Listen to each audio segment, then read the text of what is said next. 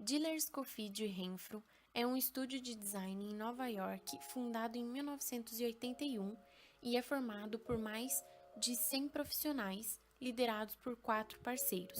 Elizabeth Diller nasceu na Polônia em 1954 e estudou na Cooper Union. Em 1979, começou a trabalhar junto com seu marido Ricardo Scofidio com o nome Diller Scofidio. Ricardo Scofidio nasceu em Nova York em 1935, estudou e foi professor de arquitetura na Cooper Union School of Architecture e foi o fundador do escritório junto com Elizabeth, sua esposa. Charles Renfro, nascido no Texas em 1964, ingressou no estúdio em 1997 e tornou-se sócio em 2004. E Benjamin, nascido em 1895 em Nova York, entrou para a equipe do estúdio em 2004 e foi nomeado sócio em 2015.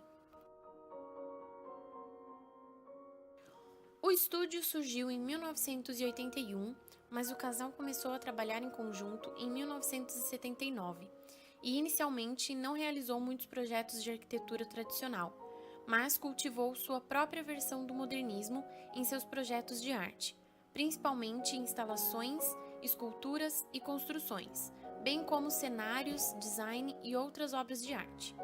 No final dos anos 90 e início dos anos 2000, a Diller Scofidio começou a ser contratada para mais edifícios e outras obras normalmente associadas a arquitetos, mantendo a visão individual dessas peças. Eles utilizavam o espaço e forma para explorar o comportamento social. Diversas de suas obras abordavam o tema de domesticidade, cotidiano e vida urbana. Linha cronológica. Nesse tópico, teremos em ordem cronológica as principais obras do escritório, identificando o perfil e a escala de cada projeto. Podemos notar que o foco do escritório estava sendo basicamente em obras de instalações na fase de produção de 1981 a mais ou menos o ano 2000, e a partir dali o perfil dos projetos começou a variar cada vez mais, com residencial, espaços públicos, educacional, cultural e comercial, porém as instalações continuaram muito presentes e até os dias de hoje. A questão da instalação também pode ser relacionada com os projetos arquitetônicos e urbanos, quando eles envolvem a performance, por exemplo. Outra questão importante a ser mencionada é a tecnologia, pois ela também está muito evidente nas obras do escritório desde o início da cronologia, sendo usada visualmente ou como ferramenta para os processos projetuais e construtivos. Obra de instalações urbanas em escala pequena de 1981, localizada em Nova York, nos Estados Unidos. Obra residencial em escala pequena de 1981, localizada nos Estados Unidos. Obra de instalações em escala pequena de 1986. Obra de instalações em escala pequena de 1991. Obra de instalações em escala pequena de 1993, localizada em Nova York, nos Estados Unidos. Obra de instalações em escala média de 1999, localizada em Paris, na França. Obra residencial em escala grande de 2000, localizada em Gifu, no Japão. Obra de instalações urbanas em escala média de 2006, localizada na França. Obra residencial em escala grande de 2007, localizada em Nova York, nos Estados Unidos. Obra de instalações em escala média de 2008, localizada em Turim, na Itália. Obra cultural em escala média de 2009, localizada em Nova York, nos Estados Unidos. Obra educacional em escala grande de 2009, localizada em Nova York, nos Estados Unidos. Obra de espaço público e comercial em escala grande de 2010, localizada em Nova York, nos Estados Unidos. Obra educacional e cultural em escala grande de 2011, localizada nos Estados Unidos. Obra de espaço público em escala grande de 2014, localizada em Nova York, nos Estados Unidos. Obra cultural em escala grande de 2016, localizada nos Estados Unidos. Obra de instalações em escala pequena de 2016, localizada em Istambul, na Turquia. Obra de espaço público em escala grande de 2017, localizada em Moscou, na Rússia. Obra cultural em escala grande de 2017, localizada em Genebra, na Itália. Obra residencial em escala grande de 2018, localizada em Nova York, nos Estados Unidos. Obra de instalações em escala média de 2018, localizada em Veneza, na Itália. Obra educacional e cultural em escala grande de 2019, localizada em Tianjin, na China.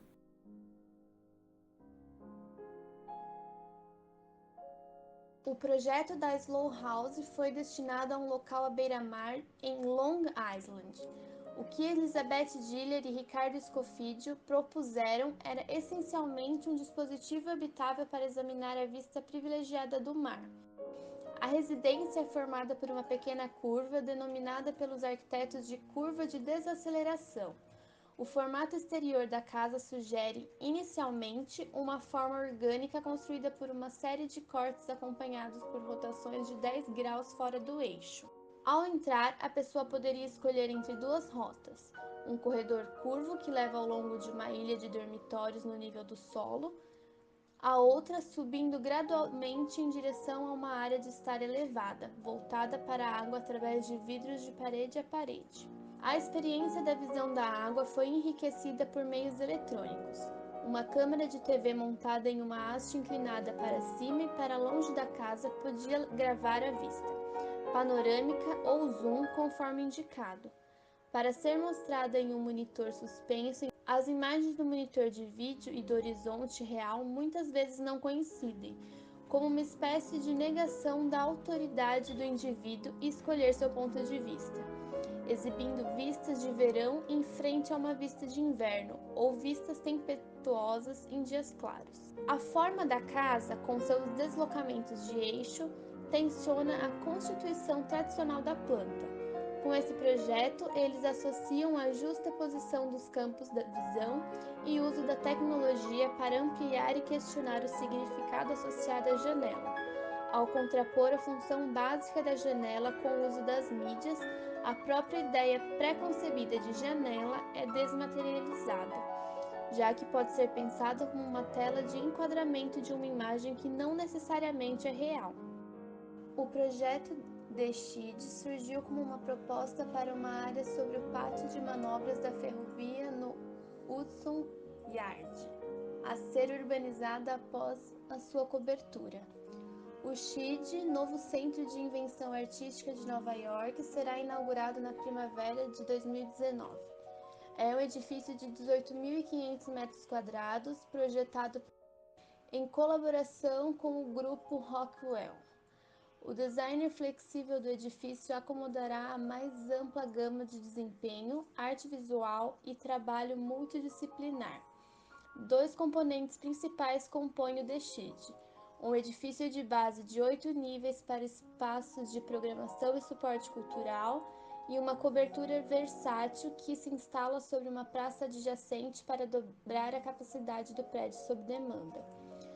O edifício base inclui 2 níveis expansivos do espaço de galeria, um teatro versátil, um espaço de ensaio, um laboratório criativo para artistas e um espaço para eventos iluminado pelo céu.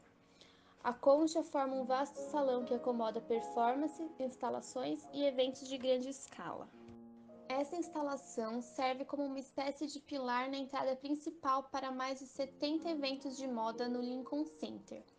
A entrada para as tendas é coberta por um dossel que parece pairar sem apoio acima da praça. O dossel trata-se do onipresente revestimento de travertino como um tecido literal e metafórico.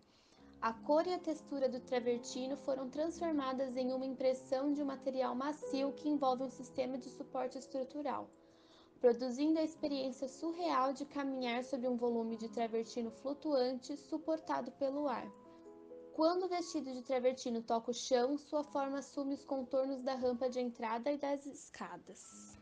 The Brood é um novo museu de arte contemporânea construído no centro de Los Angeles. O museu abrigará cerca de 2.000 obras de arte. Com seu conceito inovador de véu-cofre, o edifício de 11.000 metros quadrados contará com 2 pavimentos de espaços de galeria para exposição das coleções completas e será a sede da Biblioteca de Empréstimos Mundial da Fundação. O projeto inclui também uma praça pública adjacente ao museu.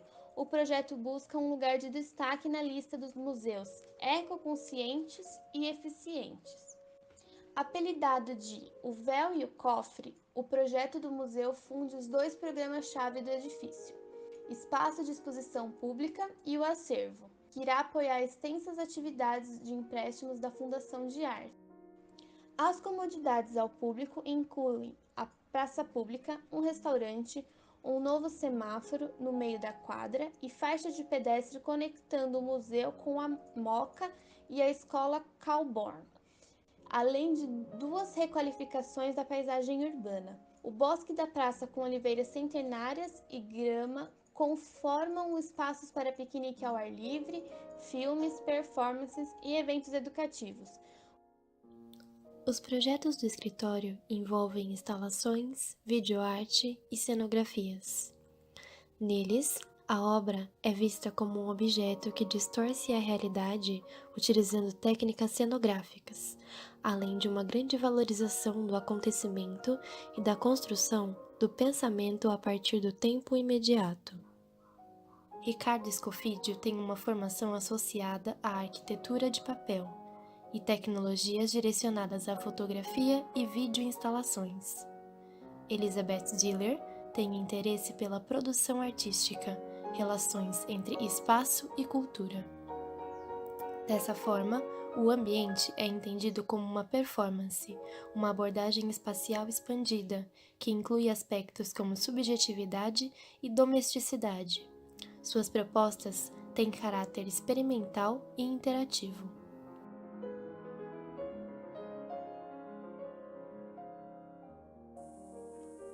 Como eu já dito antes, o escritório ele teve grande participação nas artes. Isso refletiu na maneira deles de projetar. Quase sempre se começava por um croquis muito simples e no papel que fosse mais próximo, esse guardanapo ou alguma embalagem do que tivesse perto. Isso era a ideia inicial do projeto. Só então se partia para os softwares auxiliares de projeto. Boa parte dos projetos realizados por esse escritório são compostos de renders da sua implantação final, para conseguir nortear o observador. Então, nos projetos tem muito mais imagens de como vai ficar a implantação final do que do projeto propriamente dito. Todos os projetos acompanham um texto, só que esse texto ele realmente tem uma função de acompanhar, porque as imagens elas são bem explicativas. Os textos que vêm junto com os projetos trazem informações mais técnicas sobre medidas, localização, só que somente as imagens seriam suficientes para entender o projeto. Nos projetos mais atuais do escritório, além de trazer as imagens, eles também estão trazendo os vídeos sobre como vai ficar essa implantação final, além de mostrar o processo construtivo, futuros usos, como fazer a resolução de alguns problemas e afins. O escritório está bem presente nas mídias sociais. É possível encontrá-lo na internet através de sites de arquitetura como ArcDaily e alguns outros, mas o escritório tem um site próprio onde eles disponibilizam todos os projetos feitos por eles, onde fica uma gradezinha de foto com os nomes dos projetos. Aí você entrando nessas fotos tem todas as informações sobre o projeto, quando foi executado, quem foi responsável, e afim, tem uma linha cronológica de todos os projetos, do mais recente para o mais antigo no site. Também é possível encontrá-los em revistas de arquitetura.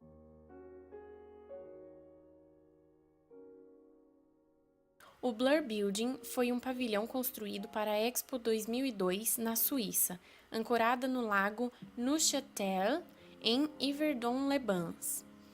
Os arquitetos Elizabeth Diller e Ricardo Escofídio elaboraram a instalação como uma resposta ao que chamam de arquitetura de alta definição, a saturação causada pelo excesso de estímulos visuais imposto pelo estilo de vida contemporâneo. Consiste numa arquitetura de atmosfera, uma massa de névoa resultante das forças naturais e artificiais. A água é bombeada do lago, filtrada e disparada como uma névoa fina através de 35.000 bicos de alta pressão. Um sistema meteorológico inteligente lê as condições climáticas variáveis de temperatura, umidade, velocidade e direção do vento e regula a pressão da água em uma variedade de zonas. Ao entrar no pavilhão, as referências visuais e acústicas são apagadas, restando a sensação de não pertencer a nenhuma dimensão. Ali, perdia-se a noção de espaço, de profundidade, de altura e de largura. Era como habitar o vazio. Segundo os arquitetos, entrar no blur, ao contrário de entrar em um espaço, é como entrar num meio habitável, sem forma, sem características, sem profundidade, sem escala, sem volume, sem superfície e sem dimensões. A capa para-chuva fornecida na entrada do edifício não era somente uma proteção contra a umidade. Antes de entrar, as pessoas faziam um pequeno cadastro contendo algumas informações sobre os gostos e desgostos pessoais. Então, recebiam a capa de chuva com um hardware embutido, composto de alguns sensores e transmissores que continham as informações pessoais do portador fornecidas no momento do cadastro. Dentro do blur, quando duas capas de chuva se cruzavam, ocorria uma troca de informações cadastrais. Quando eram detectadas informações comuns aos portadores, as capas ficavam vermelhas. Quando as informações sobre os gostos pessoais eram predominantemente divergentes, a capa ficava verde. Nessa experiência, fica evidente uma das características da obra, que consiste em investigar a arquitetura como um campo de relações sociais. O movimento no interior não é regulamentado. O público pode subir ao Convés dos Anjos através de uma escada que emerge através do nevoeiro para o céu azul. A água não é apenas o local e o material primário do edifício, é também um prazer culinário. Dentro do edifício foi projetado o Angel Bar, onde eram servidos inúmeros tipos de água de diversos lugares do mundo. Ali, segundo Diller Scofidio, o público poderia beber do edifício.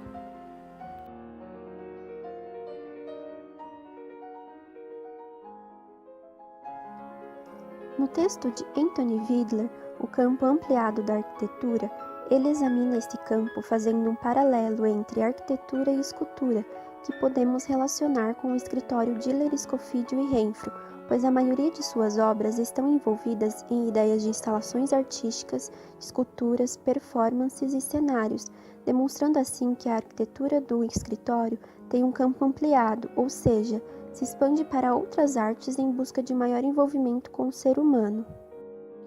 De acordo com o texto, 4 paradigmas caracterizam as vertentes dominantes do pensamento arquitetônico recente, que são as combinações de arquitetura-paisagem, arquitetura-biologia, arquitetura-programa e arquitetura-arquitetura. A combinação arquitetura-paisagem pode ser bem observada nas obras do escritório, pois muitas delas há uso de vidraças e até mesmo aberturas que criam uma espécie de telão, para que o observador tenha a oportunidade de apreciar a paisagem com facilidade, e para isso utilizam-se também de meios eletrônicos. A combinação arquitetura-programa vemos em muitas obras que se utilizam de tecnologias diferenciadas e programas tecnológicos que facilitam os processos e objetivos projetuais. Se fala muito no texto sobre o uso de diagramas como método operacional e dispositivo conceitual, e o escritório utiliza-se bem desse recurso. Anthony espera que os arquitetos trabalhem numa esfera mais ampla, aliados à criatividade envolvendo a arte e as tecnologias contemporâneas, para enfrentar questões não resolvidas pelos arquitetos modernistas, em especial aquelas relativas às crises decorrentes da explosão demográfica e dos problemas ambientais.